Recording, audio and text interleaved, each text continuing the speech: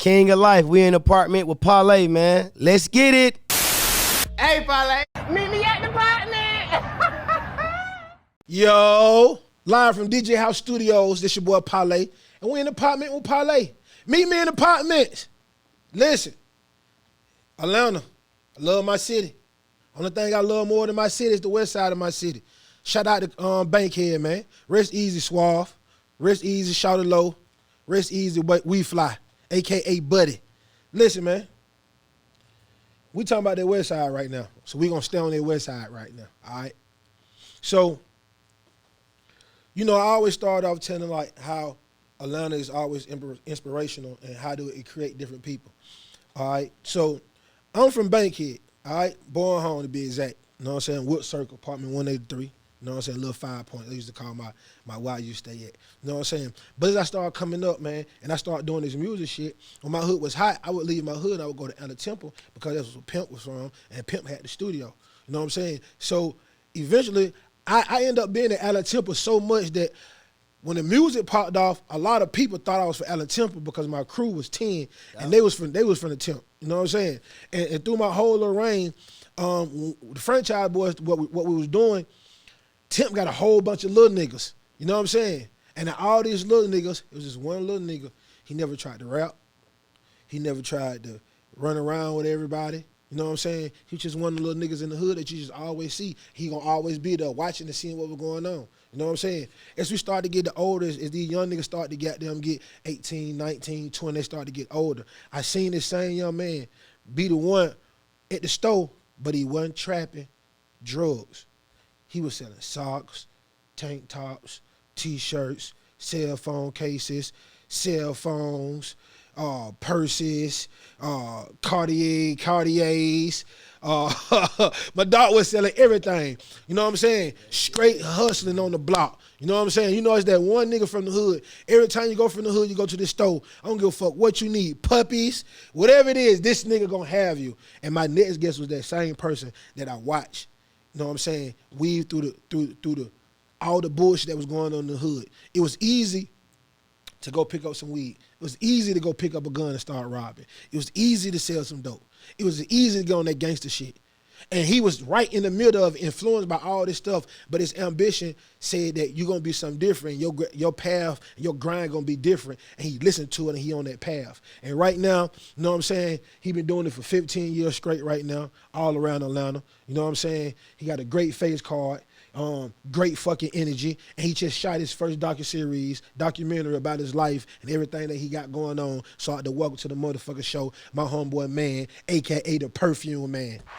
King of life, let's get What it, you man. talking about, man? Parlay. King of life, man. Hey, man, I'm giving you What flowers. you talking about, Here, man. You know what I'm saying? I'm giving you yours. Franchise boy for life. You know what I'm saying? G-Rock.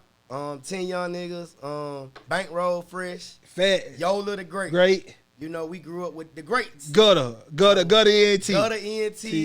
What else? Joe had it. Joe Blow. Joe Blow. Right. You know, D-Man, Dilla, you know, everybody. Peanut. Man, you know? that was the bad. Them was some times that can't be changed and a nigga can't get back. That right. You know how like old people say like the 80s when it was everybody run around crazy, like you could never get them time back.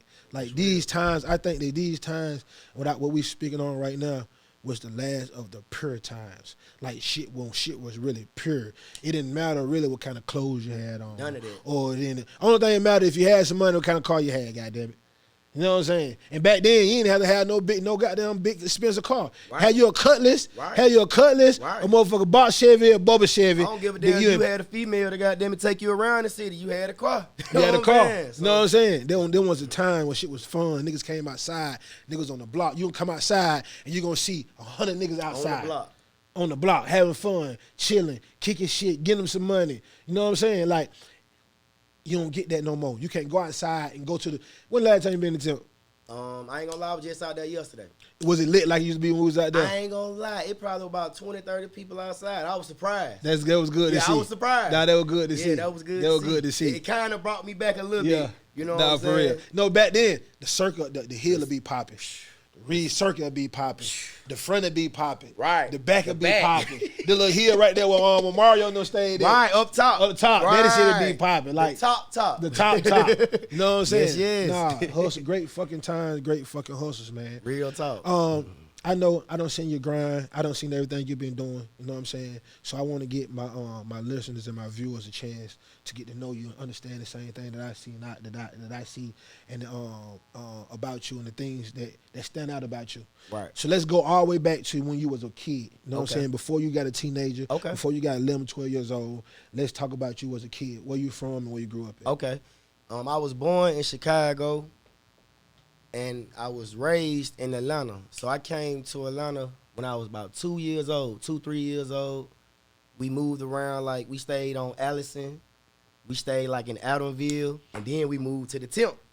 You know, from the Temp, it was over. with. We was locked in. You know what I'm saying? So I came to Allen Temple about 4 years old, 5. My daddy, he sold movies and tapes. His name P.L. So if you from Allen Temple, you know him. Yes, he sold all the movies and tapes before DVDs These came out. So that's where I get the hustle from. And my mama taught me not to work for nobody. Miss Erica, if you from the Temp, you know light skin short Erica. You know, so you know I grew up in the Temp. You know we called ourselves 10 young niggas. We was under Parlay and them. Parlay and them was franchise boys. D-Man and Peanut and them, they was the big 10. You know, me, Bookman and all us, we was the little 10. So, you know, we all was clicked up. You know, it was Zone 4, you know, Zone 1, Zone 3, whatever. You know, we went to Marker Frame Elementary School. From elementary school, we went to Harper Usher Middle School. You know, from there, I went to Cream with Young Thug. You know what I'm saying? So I was something everywhere, like. How you end up getting the cream? Why you didn't go to why You go to already therapy? know, opportunity. Like, I got kicked out of every school. I got kicked out of every school I went to.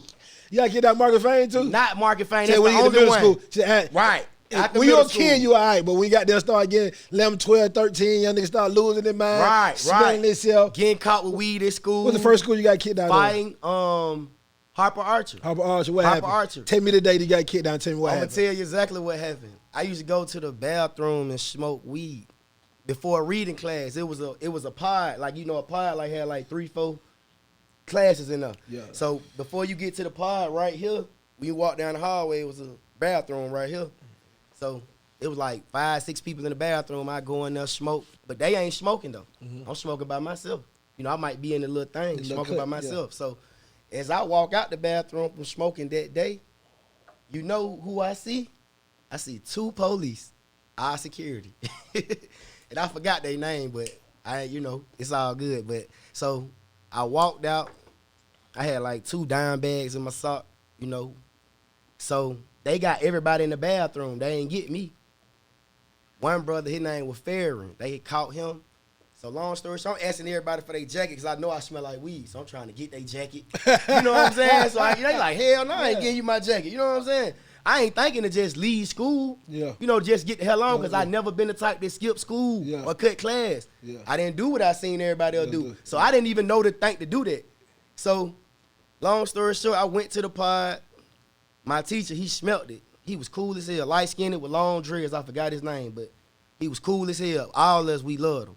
He was like, man, I'm going to have to go ahead and, you know, I'm going to have to go and bring you in. I don't want to do it, but I'm going to do it. You know, and as he was bringing me to the principal office, the police was coming. In the school? No, they was coming with somebody named Farron. They had done got them from the bathroom. Oh, and them nigga walked by and pointed your ass out. Right, so. God damn it. Right, look, he ain't even point me out, but you know he was finna tell. Yeah. I'm just keeping it real. So Farron, if you see this, you know I ain't lying. But, like, he had Farron, and so he had, the police had him, 2 police, they walking him towards me, and my teacher taking me towards them. So they get me in the room.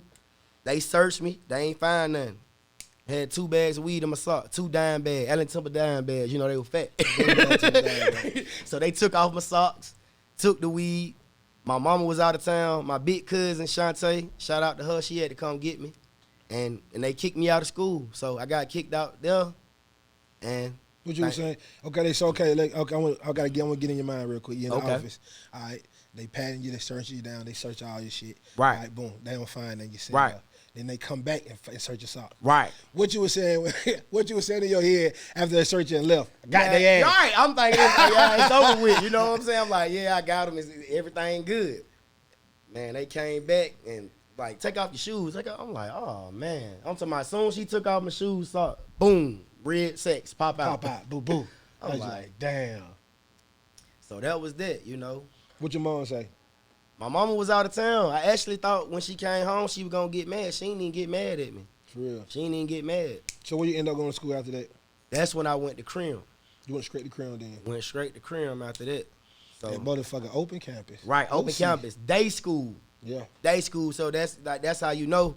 Like, you know, if you see Thug, we went to day school. Like the library Thug was the class clown. Mm-hmm. I remember like he used to be in the class in the library cracking up, you know, we outside smoking weed, whatever. He probably don't even remember me, but if I say this story, he'll remember me. What happened, dog? I'm gonna tell you what happened. I came to school because I never cared about what nobody thought. I came to school, my whole face was swelled up. From what happened? Man, I'm gonna go ahead and tell it then. One of my folks in Allen Temple, I was asleep. I was at Lil Ronnie house. He came in, they came drunk. Lil Ronnie. Yeah, Lil Ronnie, right. I stayed with Lil Ronnie. So, you know, one of the folks, he came, and you know, he drunk, they wrestling, whatever. And after we wrestling, I guess I slapped him a couple times. And you know, he was older, so you know how that go. But long story short, he woke me up. I went to sleep after we got through and woke me up. I don't know if he, or you know what I'm saying, or whatever. My jump was He get you while you sleep. Right. That's soft as fuck. Right. So, you know, that happened. And but we it's family, like, you know. It's cool now, yeah. Right, then, right. Yeah, you know what I'm saying? So you go to school, you got down swole shit. Right, right. So Thug see me, he like, man. He like, shit, what happened to you, you know? I'm like, you know, whatever. Tell him what happened. So he like, man, give me $1,000. I come, you know what I'm saying, whoop de whoop. So I was like, you know, I had the money too, cause I was, you know, I was selling weed and shit like that. I'm like, nah, I ain't on that, you know, whatever, you know what I'm saying, gotta, you know, whatever, it'll play out, you know what I'm saying? Yeah, Thug been on that shit. Right, He been thou out. right. So he, Hey, yeah, I can't say that. I can't say Slack. that. Yeah, man. So that was that, and you know, after that, we seen each other. We, you know what I'm saying? He came and, you know, he was looking for me like, man, I apologize, I was drunk, you know, explained to me, gave me a hug, and, you know, and I forgave him because I'm the type, I forgive people, you know? So. Take a bit hard to do that, though. Right, it take a big heart, you know? Hard to do that. Like if I couldn't do nothing right then and there, I ain't gonna go looking for trouble because they said if you go looking for it, you're gonna find it. Facts. So, yeah. You know, like right after that, I got shot twice. Where at? Right in front of Allen Temple. What happened? They was finna jump on one of my partners from the hood. And you know how we rock in the hood. Yeah. If you gonna jump on one of us, we nigga, gonna jump on you. Yeah. So they was like 4 or 5 deep. We was about 40 deep. 40, 50 deep. So we come up out the gate. D-man, he see me. I'm going up the hill. Mm-hmm. He going up. I'm going down. So he like, come on with me. I'm like, come on with the crew. I just came from Chicago, not even 3-4 hours. My mama just came from driving 10 hours, 11 hours from Chicago. So, long story short, we go down there. We thinking we finna fight. You know, they got the gun. One of them got the gun. So he pointed at one of my homeboys like, shoot him. And when he tried to shoot him, bro was so fast, he dodged the bullet, and it hit me in my leg. And we was on the, you know, the train track, right there. We going Allen Temple, like, yeah, you know, the right bridge. Train track, yeah. I run up the bridge. So as I'm running up the bridge, somebody behind me, he shot me in the back. The same one who shot me in the leg, he shot me in the back. Like I got a bullet right here by my heart. So a lot of people didn't know that. But okay, so after that happened, he chased me down, came with the gun over me, and I was like, man, I ain't got nothing to do with that. I just came from Chicago. You know what he said? He had a little 22 in his hand. He was like, man, God with you, he got an angel of you. And he was like, man, all right, stay up, and walked off with the gun in his hand like ain't nothing happened. You know, I never forget that, you know what I'm saying? So that's why I'm so mature to this day. That's why I love my people, and that's why I believe in peacemakers worldwide. That's why I believe in nonviolence. You know, that's why I believe in, you know, we not the enemy, we brothers. We ain't ops. You know, we ain't here to kill our people. That's why I made King of Life, the movie, because you got to be the king of your life or you could be the death of your life. So we Talk to wanna 'em. we wanna live. We wanna bury our parents instead of our parents burying us. Facts. And this how the whole movie came about. I went to Allen Temple for Tom Tom, the counter light. Yeah, So when I Tom. right, rest easy. So when I went there for the counter light, long story short, one of my partner black boy, he was like, man, JT and them gonna be over here tomorrow. JT the bigger figure, so I'm looking at him like, yeah, whatever, you know. Like he probably just talking. He don't know what he talking about. So I'm like, I'm gonna go and give it a try. I pull up the next day. Guess who I see? JT with his shooters in the cut, you know, right down the field. I pull up, holler at him. Hey man, I'm one of the biggest hustlers in the hood, you know, and everybody gonna vouch. Everybody who walking past saying the same thing. Oh, he, yeah. right? You know, they gonna vouch. Yeah, it's a super hustler. Right. So we linked up. JT, I met him the same day. I got in the movie the same day.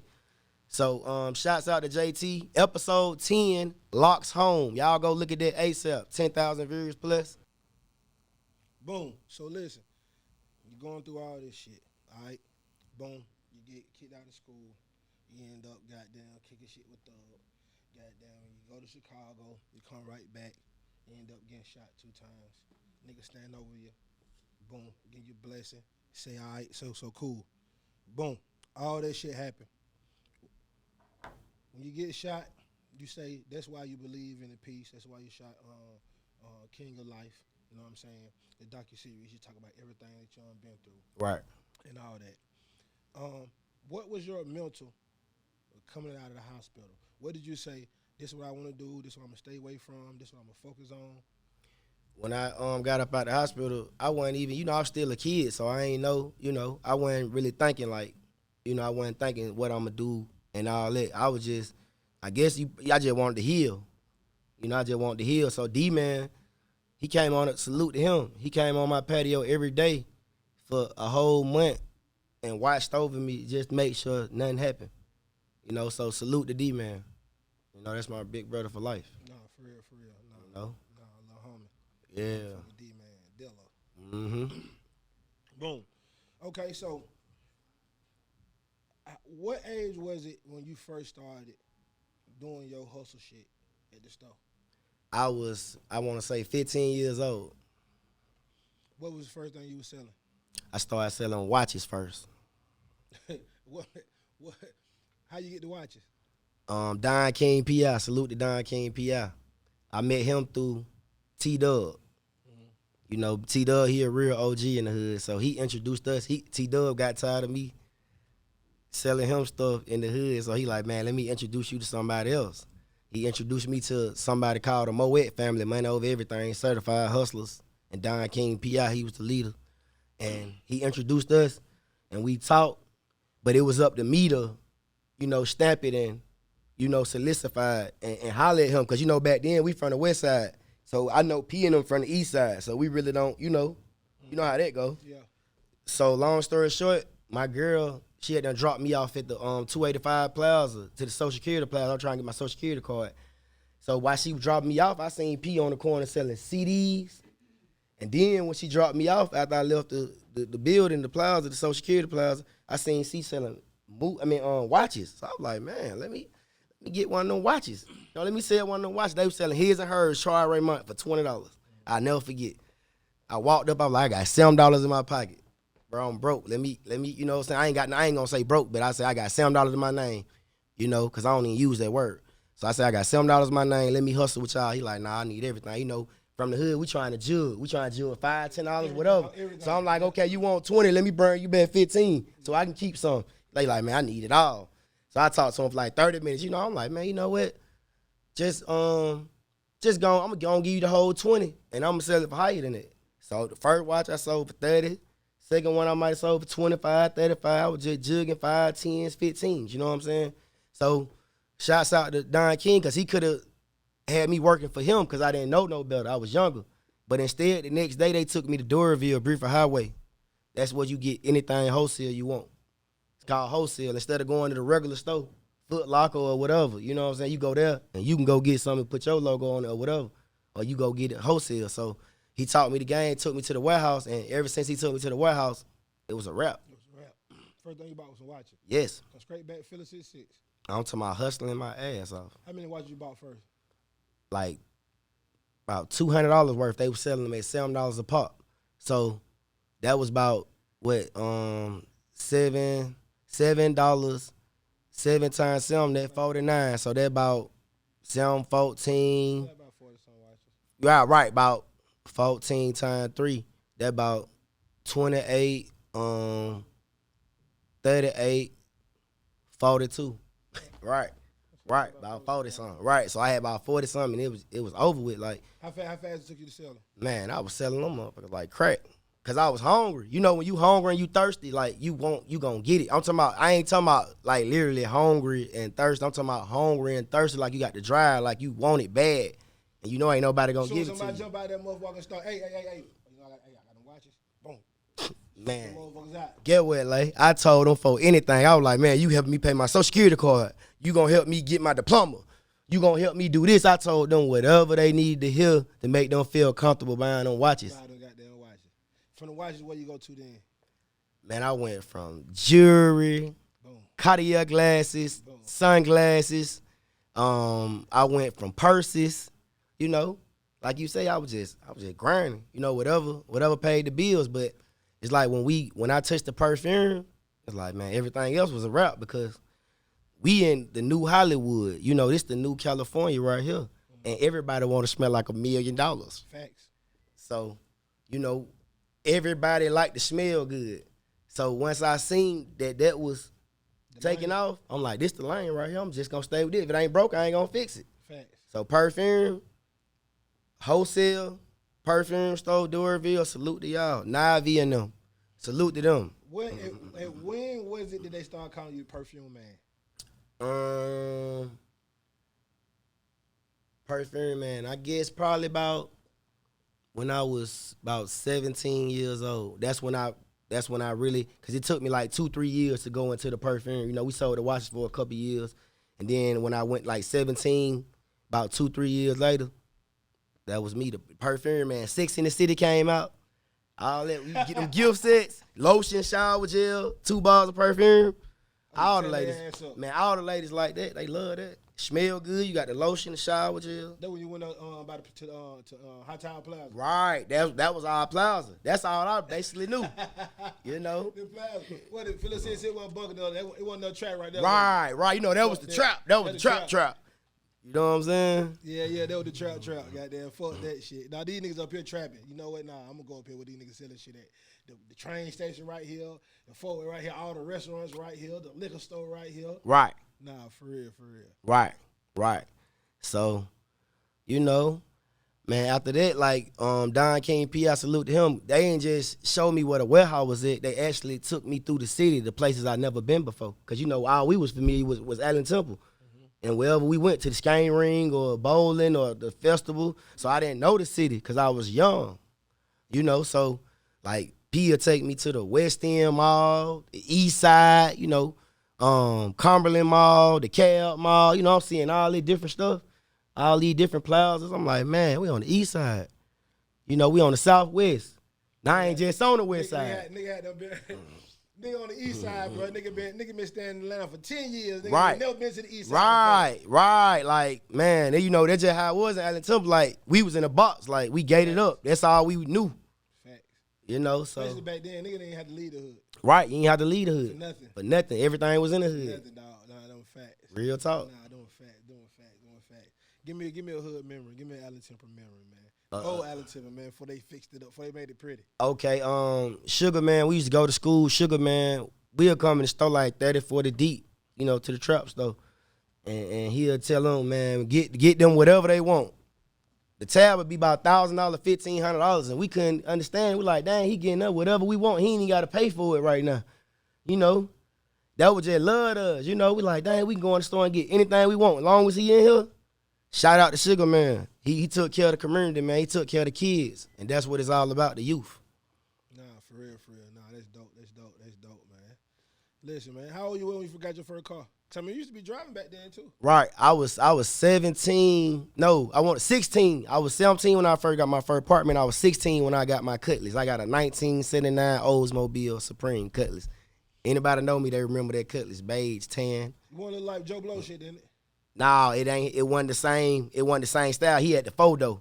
Mine was the 2 though. Okay. The coupe. Yeah, mine. I remember you because you saying all this shit. I'm 16, 17. I'm in my mind like, damn, boy, shit. Because I remember doing all this time. I remember all this damn time.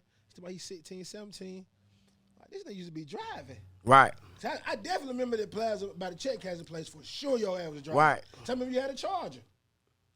You know what I'm saying? I said, damn, this nigga was young getting. How you bought your car? Who you bought the car from? I bought it from the West End. I was walking down the street selling my perfume, and one of my sister partners, he came to me. He was like, "Hey man, they selling the Cutlass for the low. I don't know how much he was selling it for, but I think it was like under 1,000. It just had like a little problem. It had like a transmission problem, something I just fixed easy. A little minor problem, I fixed it. And it was on the road, 30,000 miles, first car, original Cutlass Supreme. Riding the shit out there, motherfucker. Riding the hell out of it. Who name you put it in? My name. I got, look, when I got the car, I ain't had no license. So it's so crazy. I stayed right here in Hen Village, my first Partments. And so I had a woman who, like my auntie, I knew all her sons and all that. She asked me to take her to Bourne home when they shut it down. You know, when they broke it down, you know, they had all them jobs out there. Yeah. So some told me, some was like, man, instead of taking her today without no license, go get on the bus, go downtown and get your license. I went on the bus, went downtown, got my license, my learning license, came back, took her to Bourne home, ended up getting pulled over on the way back. Damn, what they say? For a broken tail light. So guess what? It was a police who used to be at the gate in the Temp. He was a Mexican. Wow. When I told him, I said, I know who you is. He was like, how you know me? Where you know me from? I'm like, Allen Temple, you be at the gate. Yeah, what he told me. He like, I'm gonna give you a warning. Just stay from out there. That's how you be that boy home, boy. but damn. Shit, boy, that shit was hot like that, boy. Yeah, that shit was hot like that, bro. Right. Damn, nigga told you to stay out from out there? Yeah, he was like, cause I guess he seen the potential in me. I don't understand. Like he was like, man, just stay from out there. You know, cause he knew it when he knew what it was out there. He knew it was death, it was murder, it was violence, it was drug dealing. You know, it was all that.